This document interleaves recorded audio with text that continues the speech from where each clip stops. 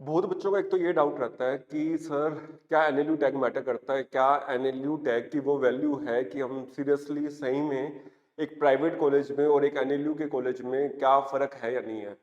तो देखो मैं फ्रैंकली स्पीकिंग बताऊं तो मैंने 3 डिग्रीज़ हैं जो एनएलयू से की हैं। जैसे पहले मैंने क्लैट दिया, फिर मुझे एनएलयू में एडमिशन मिला, मास्टर्स में एनएलयू दिल्ली में एडमिशन क्रैक किया मैंने, फिर अब पीएचडी में एनएलयू पटियाला से कर रहा हूँ। तो मुझे तो बहुत बेनिफिट हुआ है। क्या-क्या बेनिफिट हुआ है जो मेरे को प्राइवेट कॉलेज से करने में नहीं होता? एक तो ये बेनिफिट, इवन जब मेरा एनएलयू पटियाला का पीएचडी का इंट्रेंस टेस्ट था, उसमें भी जब इंटरव्यू था तो उसमें भी जो वीसी और जो टीम बैठी है वो भी एक एज देती हैं अगर कोई बच्चा एनएलयू पास आउट है। क्यों?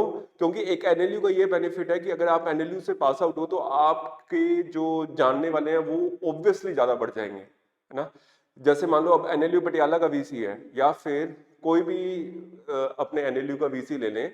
अगर आप किसी एनएलयू में 5 साल से रह रहे हो तो आप टीचर्स को जानोगे, ठीक है? उन्हीं की टीचर्स के दोस्त होंगे किसी इंटरव्यू बोर्ड में। मेरे को ध्यान है, मेरा एक दोस्त है विक्रम। तो विक्रम का एसपीएमसीआईएल एक कंपनी है गवर्नमेंट की, सिक्योरिटी प्रिंटिंग जो नोट छापती है आरबीआई की। तो वहां पे उसका इंटरव्यू था। तो उस इंटरव्यू में उससे जो एक इन्विजिलेटर था वहां पे, उसने वैसे पूछा आप कौन से कॉलेज से हो? उसने बताया मैं ये एनएलयू से पास आउट हूँ। तो उन्होंने पूछा कि आप पोद्दार सर को जानते हो, वो वहां पढ़ाते हैं? तो कहते हाँ सर, उन्होंने हमें कॉन्स्टिट्यूशनल हिस्ट्री पढ़ाया है। अब उन्होंने और कुछ बात नहीं की, पर उसी बात पे उसके कुछ 10 नंबर तो बढ़ ही गए, है ना? तो एनएलयू में पढ़ने का ये जरूर फायदा है। इवन जब मैंने एनएलयू से पास आउट हो गए, कोचिंग करने का सोचा कि पढ़ाने का, तब भी एनएलयू टैग हेल्प करता है कि नए बच्चे हैं जो सब है वो एक आपको, जैसे मान लो आप कुछ भी काम कर रहे हो या कोई आप जॉब के लिए अप्लाई कर रहे हो तो आपको एनएलयू टैग बेनिफिट देगा। ये दूसरा फीस स्ट्रक्चर, ऑब्वियस सी बात है कि प्राइवेट कॉलेज लूटेंगे आपको, ठीक है? एनएलयू में वो फिक्स है कि भाई आपका जो खर्चा होगा वो इतना ही है। जैसे मान लो मेरे एनएलयू का 5 साल का खर्चा 10 लाख था फी का, तो उसमें रहना आ गया, खाना आ गया, हॉस्टल आ गया, फूड आ गया, सब कुछ, मैथ्स वगैरह सब कुछ इंक्लूडेड हो गया। इवन इलेक्ट्रिसिटी का बिल हो गया, जो मेरे रूम में कूलर लगे हुए, एसी लगे हुए, सब इंक्लूडेड है। इवन अब मैं एनएलयू पटियाला से पीएचडी कर रहा हूँ तो वहां पे मेरे को अभी भी ध्यान है कि सुबह 6 बजे एसी बंद हो जाता है और दोपहर 2 बजे तक। वो इसलिए कि बच्चे जा ही नहीं रहे। पटियाला में क्या है, एसी पहले 24 घंटे चलता था, फिर क्या है बच्चे क्लास में नहीं जाते थे, वहीं सो जाते थे। तो एडमिनिस्ट्रेशन ने ये सोचा कि भाई अब हम सुबह 6 बजे बंद कर देंगे एसी और दोपहर में 2 बजे वापस चला देंगे ताकि बच्चे क्लास में जाएं। और कोई एक्स्ट्रा चार्ज नहीं है बिजली का, कि ऐसे नहीं कि आपको इतना बिल आ गया, आप यूज करो। आप फूड खा रहे हो, जितने आप कुछ भी खा रहे हो सब, तो कम से कम लूट नहीं है क्योंकि उनका मोटिव पैसा कमाना नहीं है। और लेकिन प्राइवेट वालों का मोटिव अपने को पता ही है शुरू से, पैसा कमाना है। तो फीस के पॉइंट ऑफ व्यू से देखें तो जिंदल, सिम्बोसिस और ये लॉ स्कूल है। मान लिया कि जिंदल लॉ स्कूल ऐसा है जिसकी फैकल्टीज में सब फॉरेन वाले होंगे, लेकिन 45 लाख रुपए एक नॉर्मल बच्चे के लिए नहीं पॉसिबल देना 5 साल का। और दे क्या गारंटी, ठीक है? बहुत बच्चे इसलिए चले जाते हैं कि सब प्लेसमेंट हो गई होगा। अगर ऐसा प्लेसमेंट होने ही वाला होता तो फिर सभी ले लेते। कोई भी एनएलएस बेंगलोर भी गारंटी नहीं करता कि 100% प्लेसमेंट है। एनएलयू में क्या 100% प्लेसमेंट है? नहीं है। हर एनएलयू के बच्चे थोड़ी है जो 100 बच्चे के 100 बच्चे पूरा प्लेसमेंट ले लेंगे। मैंने जब क्लैट दिया था तो ऐसा जरूरी थोड़ी है कि मेरा क्लैट में मान लो AR1 नहीं आया, पर ऐसा हो सकता है कि AR1 से ज्यादा मैं कमा रहा हूँ, ठीक है? तो वो मैटर नहीं करता। आप कोई भी कॉलेज से पढ़ रहे हो, आपको बस ये ध्यान रखना है कि आप अपने लॉ के सब्जेक्ट को कमांड करो, चाहे वो कोई भी प्लेटफॉर्म। हाँ, अगर आपको एनएलयू मिल रहा है तो जरूर उसमें जाओ बजाय के प्राइवेट के।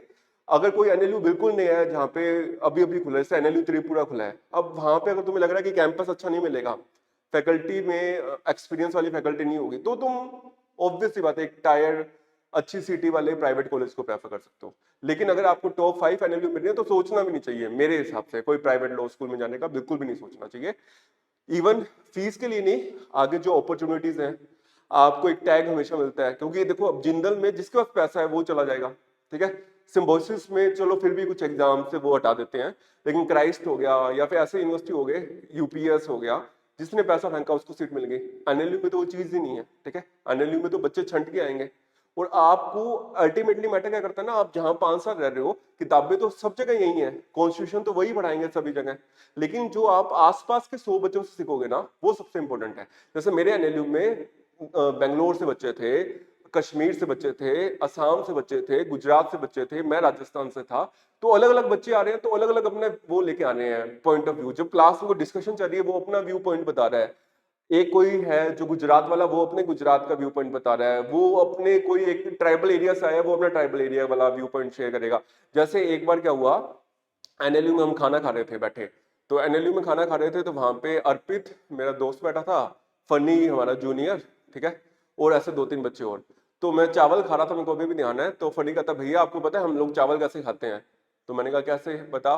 तो कहता कि हम लोग क्या करते हैं ना, कुत्ता को चावल खिलवाते हैं, ठीक है, और फिर वो जब चावल खा लेता है तो उसको मार के काट के और फिर उसमें से चावल निकाल के खाते हैं। उसके बाद मैंने चावल उस टाइम तो खाया ही नहीं, तो अपन ने सीखा ना कि कैसे कैसे अलग अलग जगह हैं, लोग कैसे कैसे उसको खा रहे हैं, क्या क्या तरीका है।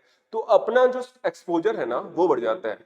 फिर अपने को ऐसा होता है कि अपने को इंडिया में हर स्टेट में कोई ना कोई जानता है। अपने को एमपी जाना है तो मेरे को ध्यान है रघुवंशी है, मेरे को साउथ में जाना है तो मेरे को ध्यान है वो है, मुंबई में जाना है तो मेरे को ध्यान है कि सिद्धार्थ है, बग्गा है, वो वहां बैठा है।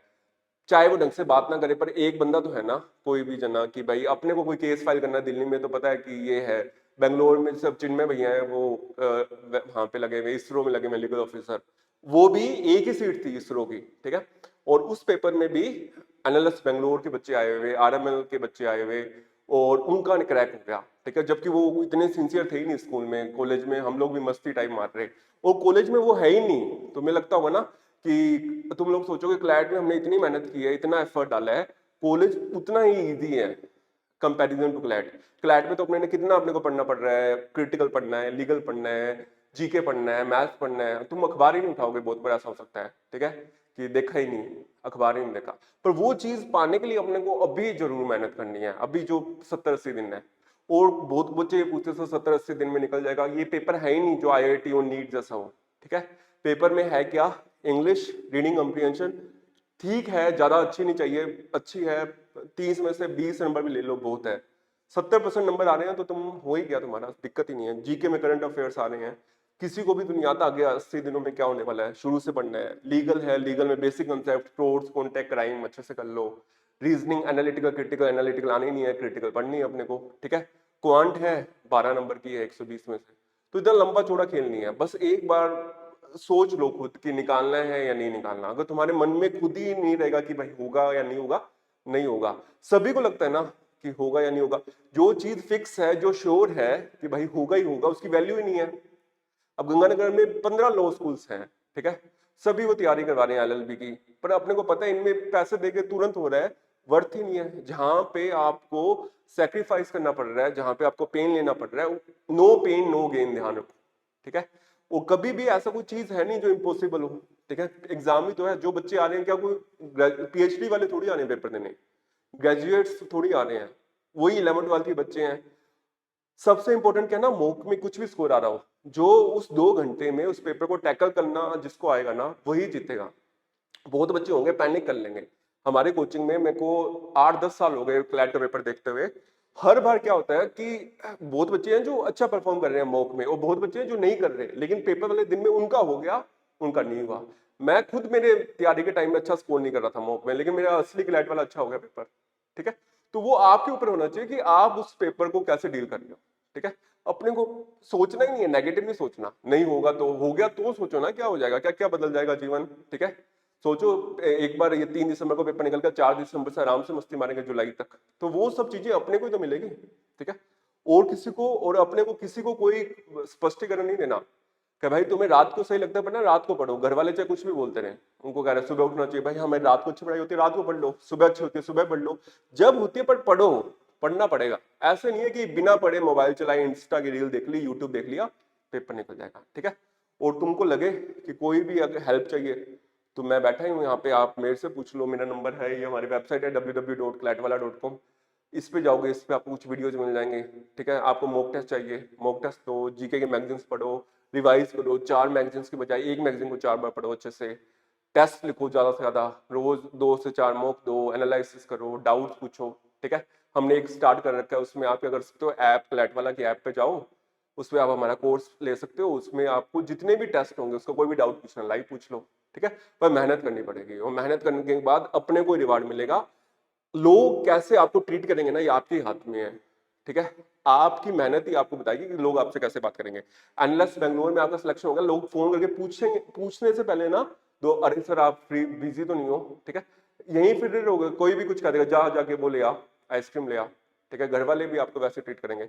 तो अपने को लोग कैसे आपसे ट्रीट करें ये अपने हाथ में है, अपने को ही ये सब चेंज करना है आगे वाला, कोई दूसरा अपने लिए नहीं करेगा, ठीक है। अपनी मेहनत अपने करेंगे तो अपने एनएलयू पटियाला में जाएंगे, एनएलएस बेंगलोर में जाएंगे, नहीं मेहनत करेंगे तो नॉर्मल कॉलेज में जाएंगे। 5 साल हाफ डिकेड बहुत बड़ा टाइम होता है, अभी भी कुछ नहीं बिगड़ा, 70-75 दिन है, जान लगा दो। ऐसा लगना ही नहीं चाहिए घर वालों को, लगना चाहिए क्या हो गया इसको भाई, इतना क्या पढ़ने लग गया है, ठीक है। तो वो चीज चाहिए। और कोई भी हेल्प चाहिए कमेंट बॉक्स में डाल देना, कोई भी टॉपिक में जीके में दिक्कत हो कमेंट में डाल देना, मैं जरूर रिप्लाई करूंगा उसका। और मुझे उम्मीद है 4 तारीख को जब पेपर देके अपने बाहर आएंगे तो अपने खुश होंगे और अच्छे से अपन सॉर्ट आउट कर लेंगे।